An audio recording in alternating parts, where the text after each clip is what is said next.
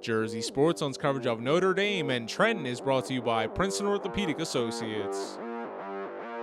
What's going on, people? Nate Rodriguez here for Jersey Sports Zone. As the regular season comes to a close, we have our Friday night battle for first place in the WJFL Capital Division. Let's jump right into the highlights from Trenton and Notre Dame. Friday nights in Lawrenceville means Notre Dame football. 4-3 Trenton making the short trip to take on the 6-1 Irish for a packed rivalry game.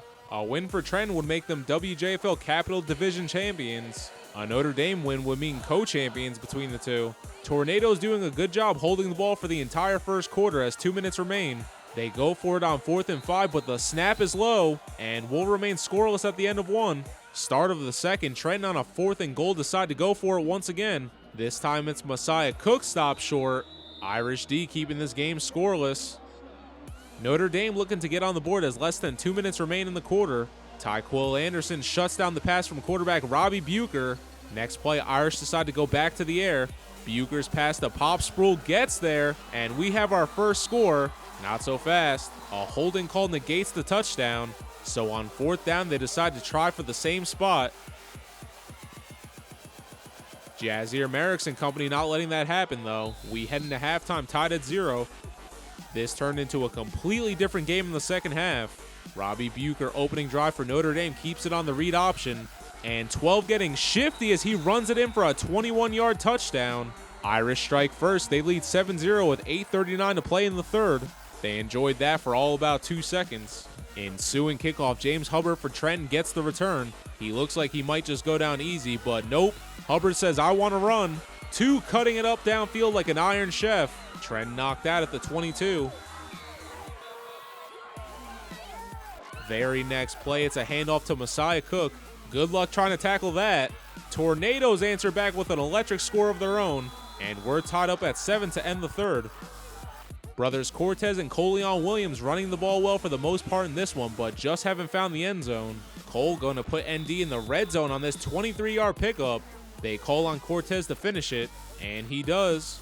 This 2-yard run making it 14-7 Irish with 8:44 to go in regulation. Trenton down a score with just about 5 to play, looking to move the chains on 3rd down. Messiah McRae can't find anyone and tries to dish it at the last second, but they call intentional grounding. Credit Tristan Tritt with the sack. Tornadoes would turn the ball over. Notre Dame running down that clock as much as they can in the final minutes of regulation. Cole Williams with another good pickup puts them at the 25. And the next play is something that will be discussed in Mercer County for some time. Robbie Bucher fires one downfield for Pop Sproul. Tyquil Anderson gets there at the same time. And oh goodness, whose ball is it? Ref finally signals touchdown, and Anderson can't believe it. Trenton not happy with the call. And with 2:33 remaining, that will be the final blow in this one. 21-7 is your final. Notre Dame co-champions of the WJFL Capital Division. After going 2-8 last season, they return to glory with their first division title in over 4 seasons.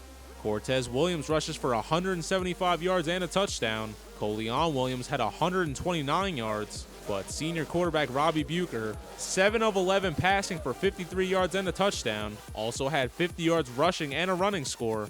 Comes back ready to work after some thought this would be a 500 year at best for the program. But instead they finished the year 7-1 and will now prepare for a playoff game. Afterwards we caught it with Bucher and head coach Mark Lordi on the win.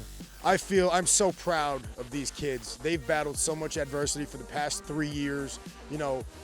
Off season, working their rear ends off, all kinds of adversity in training camp. And they've responded every time something has popped up. They're an incredible group of kids, and man, I'm just so proud of them. We told them we had a lot of penalties. We said we're getting in our own way. Notre Dame was beating Notre Dame, in our locker room is what we were talking about. And we told them we've just got to knock off the stuff that's slowing us down, all the penalties, and execute what we're telling you to do with a couple adjustments. And man, they went out and did an unbelievable job in the second half. It's surreal. I mean, just given everything this program's gone through in the past 2 years, it's unbelievable. I was overcome with emotion after the game just because, how crazy this past year has been for us. I mean, I'm so proud of all the rest of the guys on the team. It's really a family, and it's really, really hard to root against your family. And everyone on the team loves each other so much, and it's so awesome that we're getting to show it out on the field in the record books. I mean, all the guys on the team, the opinion was the same. What more would you want? What more would you want? A tie game in a championship situation in late October? I mean, everyone's all fired up for it. We made some adjustments at halftime, and we came out and we rocked in the second half.